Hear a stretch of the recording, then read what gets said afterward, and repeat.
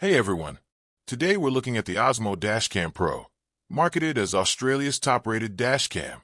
The website claims it shoots in 4K front and rear, has enhanced night vision, 24/7 loop recording, and can zoom in on license plates from far away. Sounds amazing, but let's dig deeper.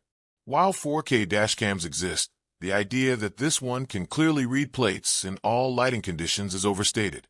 Night vision and continuous 24/7 recording also raise questions.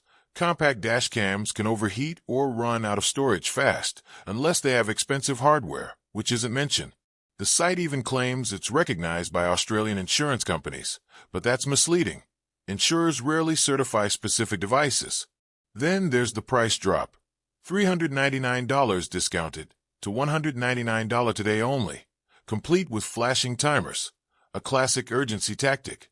Similar models sell on Alibaba for around $30, suggesting this could just be a rebranded budget camera with a huge markup. Bottom line, it does look legit, but do your own research.